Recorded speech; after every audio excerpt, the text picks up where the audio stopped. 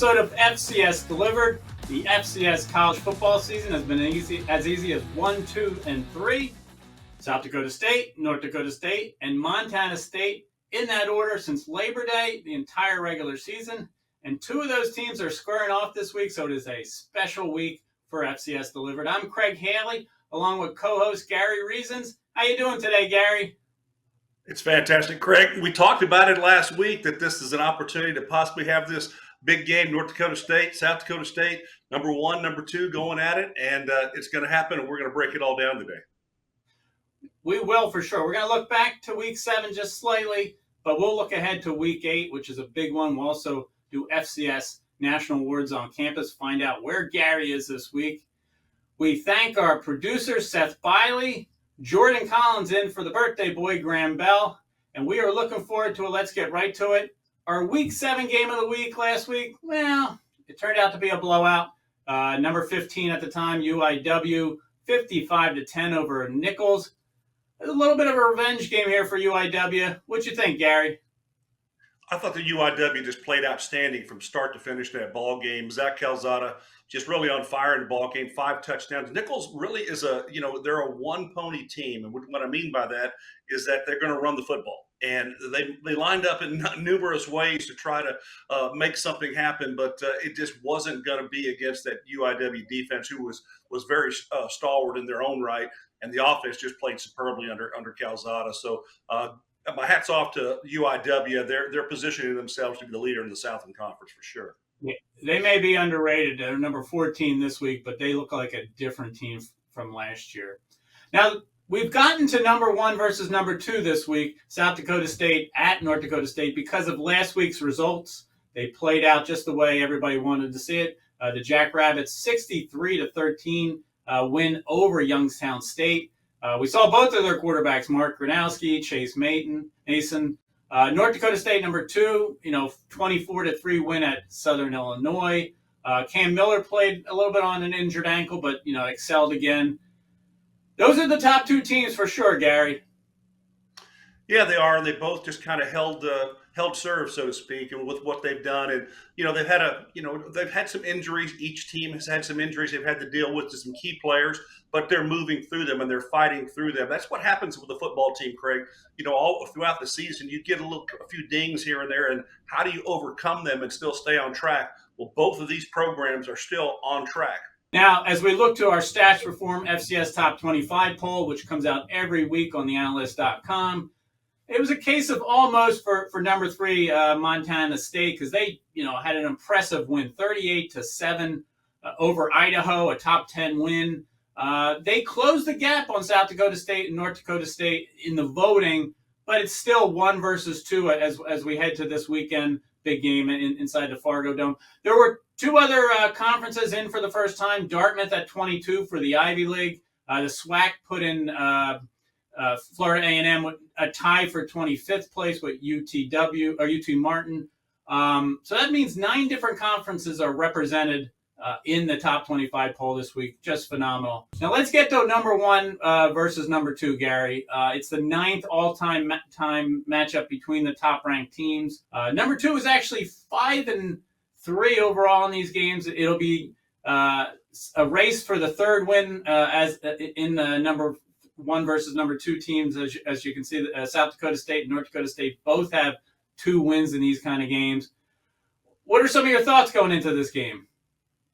Well, I think that this is going to be one heck of a matchup, just like that North Dakota State had with North Dakota a little bit earlier. I think it's going to be one of those brawls. It's going to be a brawl of 2 teams that are, very similar in their approach. What they want to do, they want to be dominant up front of the offensive line, defensive lines, and they want to run the football when they want to and play a controlled offensive system, which they both do. So this is one, Craig, if you like old school football, you can have 2 buckets of popcorn. I talked about having a bucket of popcorn when North Dakota played North Dakota State. I think you could have 2 buckets of popcorn with this one. And there's a lot of little things that we'll talk about in it, but I think this is going to be a really fun game. Number 1, number 2, and it'll be one that'll be talked about for the rest of the season, because it is going to be a marker of who is really going to be looked at to go to the top of the FCS Top 25 poll. Well, not just popcorn. I'm already dipping into the Halloween candy, Gary. So now I tell you what, I want to, who feels more pressure here? It's at the Fargo Dome. South Dakota State's a two-time defending champion. North Dakota State's the dynasty that they've kind of, ended that run. Who do you think feels more pressure to win this one? Well, Craig, I think there's pressure in both ways. You have two teams that have different legacies and different ways that they've gotten there. You look at North Dakota State. They're playing in the Fargo Dome at home where they have tremendous success in that building, and they've got a lot of legacy there, a lot of wins. And then you have, their counterpart, South Dakota State, who has risen to the top over the last couple of seasons, winning 2 back-to-back national championships, and then you have that. Everybody is trying to shoot and get everyone's best shot. And so for these two teams who are understanding that they are at the top of the FCS ranks in every poll, in every category, it seems like almost every category, but I think that they are the two most elite teams out there. And so if you're North Dakota State, you're playing at home, you're trying to defend your turf, and you're going to have an opportunity. I think that's going to help them. South Dakota State, their quarterback is a little bit dinged, but I think it's going to happen a little bit for them. They'll be okay. I think that there's a lot of issues though outside the people and the perspectives. In the Dakotas are really looking at this game and say, hey, this is going to be a fun one, and I think it is. It's going to be an outstanding football game, but it is going to be close. I think when it all comes down to it. Hopefully, we root for close, exciting games here.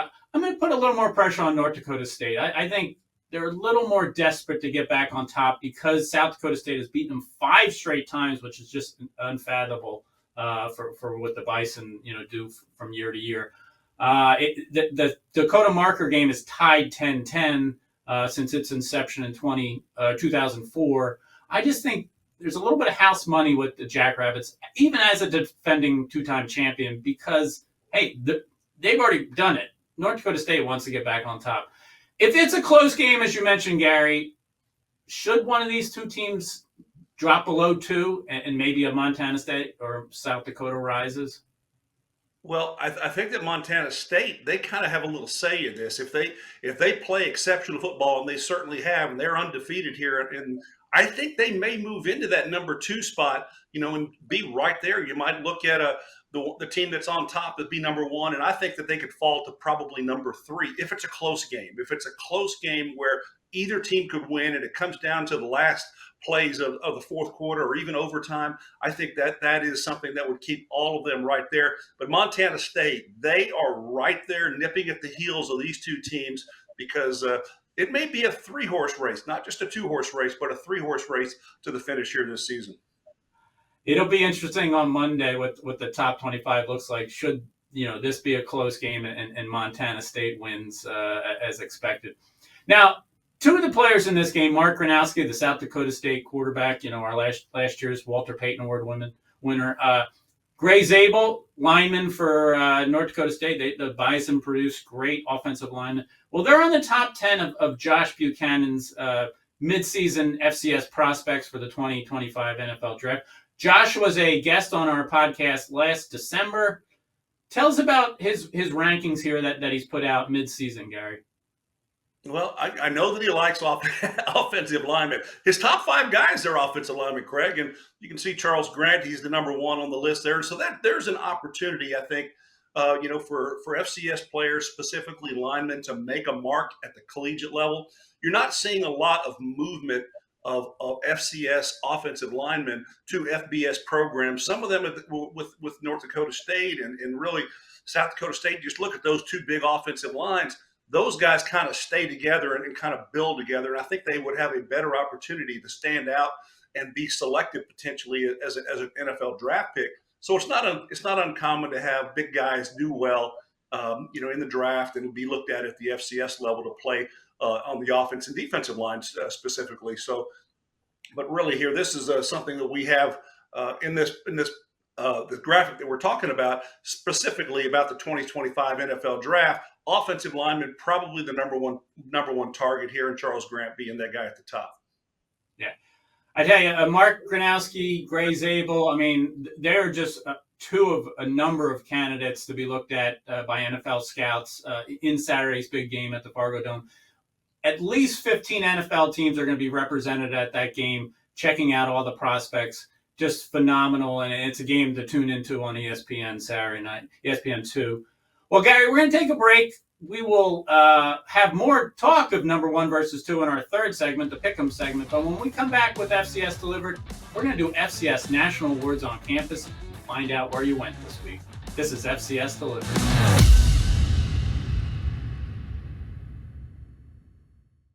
Bring rings to beach wedding.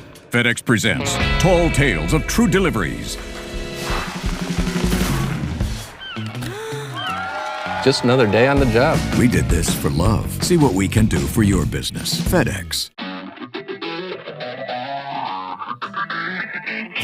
Welcome back to FCS Delivered. Segment 2 is our FCS National Awards on campus, where Gary goes out and visits one of our weekly National Award winners. Each Monday on TheAnalyst.com, we have 7 National Award winners, 5 for Stats Perform, 2 with our partnership with Urban Edge Networks, HBCU Plus streaming service. Gary, tell us about this week's visit.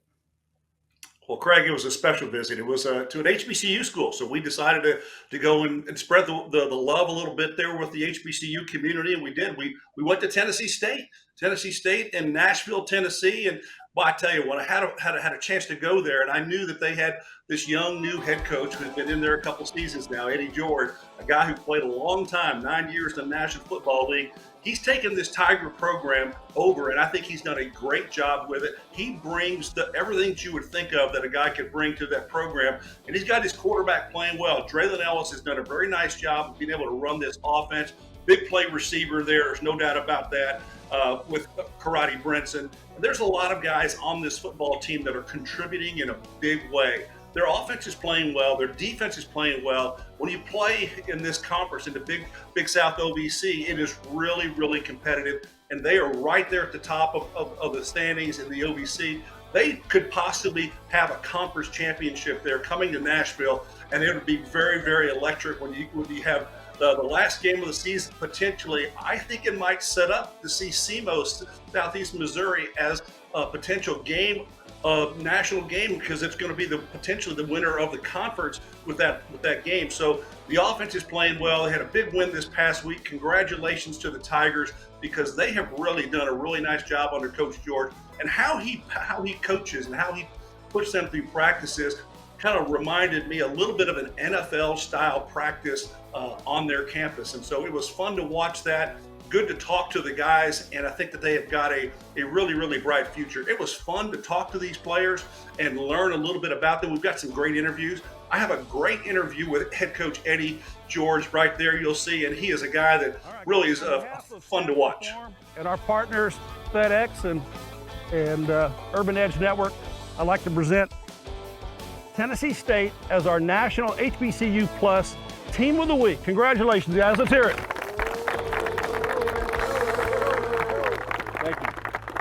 Yeah, they were really appreciative of us being there, and it was a fun event. And congratulations to those guys, and thanks to our partners FedEx and HBCU Plus from Urban Edge Network, which really make this possible. But Craig, when you have an opportunity to go and talk to these young men, and you see a lot of the players there, and really some of the coaches that Eddie has on his staff, it kind of all pulls together to see what he's building there, and it's something remarkable. They've got good facilities. They've got everything that you need to have success, and they've got a good leader.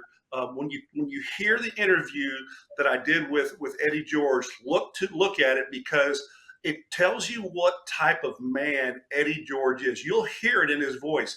He is a lot like myself in tenure in the NFL, 9 years, and we have similar thoughts about FCS football. And I really am appreciative of how he's approaching his job on a day-to-day basis, impacting the lives and the longevity of his players beyond their playing days. That's what our on-campus stuff is really all about. It's heightening the awareness of FCS football, and really about the young men and the coaches, and all about the football programs that's out there across the country. And we are trying to, shine a brighter spotlight on that, including that. And then it goes into the FCS National Awards at the end of the season. So all of this flows together. And right there, as we saw, Tennessee State is a very deserving winner as our HBCU Plus National Team of the Week, Greg. Well, you can see all the interviews, of course, on our FCS on campus page on TheAnalyst.com and our YouTube channel.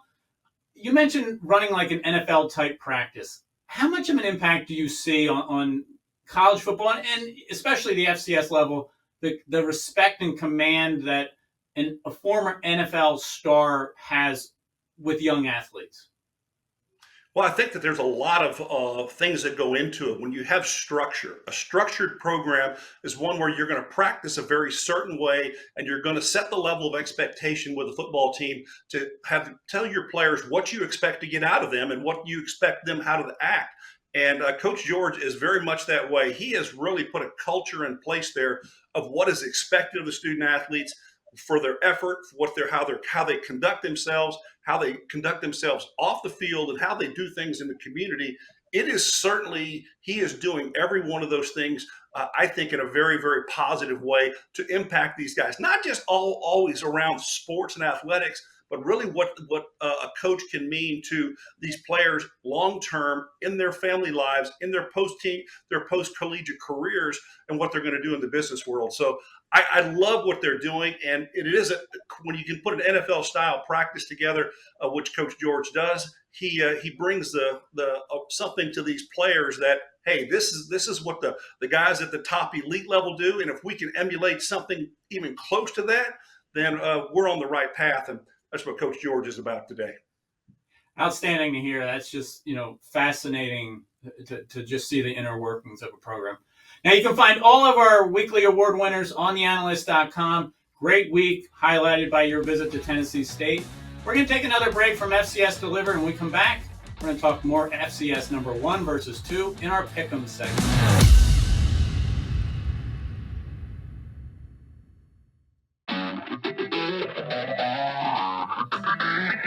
Welcome back to FCS Delivered, our Week 8 Pick'em segment. Gary and I are ready to talk some more. Number 1 versus number 2. South Dakota State is at North Dakota State. Obviously, they only have an FBS loss each. This is, a monumental game, 8 p.m. Eastern, Saturday night on ESPN2. It's the 116th all-time meeting, and South Dakota State has won the last 5 meetings in the regular season 2 years ago when it was 1 versus 2. Also in the national championship game that year, but North Dakota State was the 3rd seed in that one going in. Gary, break this down for us. Well, I think it's going to be won at the line of scrimmage, Craig. This is one of those games where offensive line, defensive line, the front 7 for both football teams, you have to play well within the box.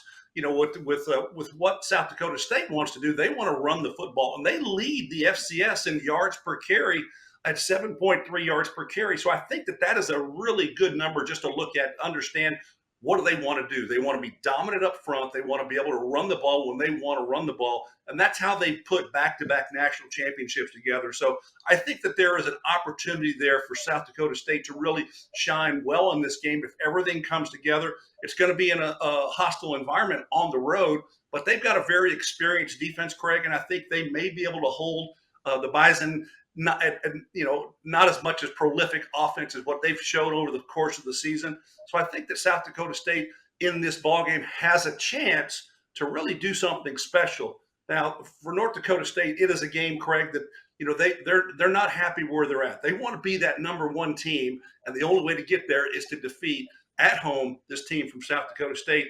And I think that their quarterback Cam Miller has done a nice job, and they've got a running back Marty Brown, who might be our Jerry Rice Award front runner as a freshman, as a guy who's doing very well in the run game. So they are really powerful in their running style as well. As I talked about, it's the 2 fronts in this ball game that are really going to make the difference. And there's a lot of great players that we can talk further about. Yeah, this is one of those games, Gary. No matter who you pick, you feel like you have the wrong pick because that's how strong the other team is, and you just don't feel confident. South Dakota State's won 34 of their last 35 games, just that Oklahoma State loss. But I'm going to pick against them, Gary, which is always dangerous. I'm going to go with the Bison at home. Who are you picking? I think I'm there with you, Craig. I think it's the home environment. I think the Fargo Dome is going to be that little extra nod in this is a special game. It's not just a number 1 versus number 2. It's a special game because these are programs that are so similar, so much alike in how the tradition is there, and really how they approach things with all of their recruiting and everything, and what they mean to the different communities. I love this game, and if you're a football fan of any level, this is a game that you really want to watch and tune into.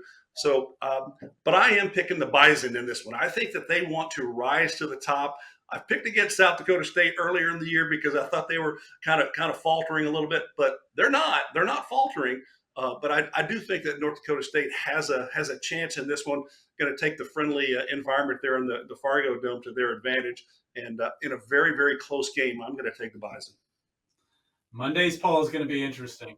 All right, we do have big games everywhere. Let's go across the FCS. CAA has 2 matchups of undefeated teams within the conference. Rhode Island at New Hampshire. Who do you like? It's a road game, but I think Rhode Island has enough. They've shown enough this season, Craig, that they need to get a lot of respect. I've got Rhode Island here.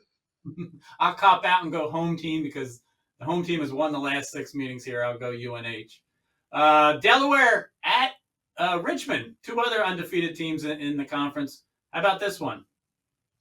6-0 Delaware, you got to ride with them. They're pretty powerful. Got a couple extra bodies on their team as an FCS team transitioning, so I think that they're going to be one there that's going to get this one done. Good point. I'll go Blue Hens as well. Now, there is nothing bigger in the HBCU regular season than Florida A&M and Jackson State. They are playing each other again at Jackson State's Mississippi Veterans Stadium. Last 3 SWAC champions has come out of this one. In fact, the winner of this one has had a perfect SWAC season for 3 years running. I'm going to take Jackson State at home. You know, Craig, it's one of this game that I've been to both of these universities this season. So I went to Florida A&M early on, Jackson State. We visited them. So I've been up and close and in person with both of these programs. So it's really hard for me to pick because I think that it's going to be a really close ball game and a fun one. But the SWAC is really you have a lot of pride in that group. I think that Jackson State at home gets the nod here, but Florida A&M, tell you the Rattlers. I think that bite might be there strong. I'm going with Jackson State, though. Okay. Well, we do have our graphic that we can show all our picks. Let's jump to the last one on the list, though. The Citadel at VMI. It's the Military Classic of the South. These are the 2 military schools in the FCS. Ultimate respect for both of them. I'm going to pick VMI at home. They won last year. Tell us about this one. Well, Craig, very, very much respect for these 2 universities and what they represent. I'm going to give you an outside perspective here. I'm going to take the Citadel, and that's because my son-in-law played basketball at the Citadel. So I'm picking Citadel solely for family reasons, but it's going to be a great matchup, and congratulations to the career path of these young men playing on these ball clubs. It feels like family with both of these schools. Just, phenomenal what they do. Well, that brings a close to this week's FCS Delivered, Gary. I know where you'll be Saturday evening, right? Watching this big South Dakota State, North Dakota State game?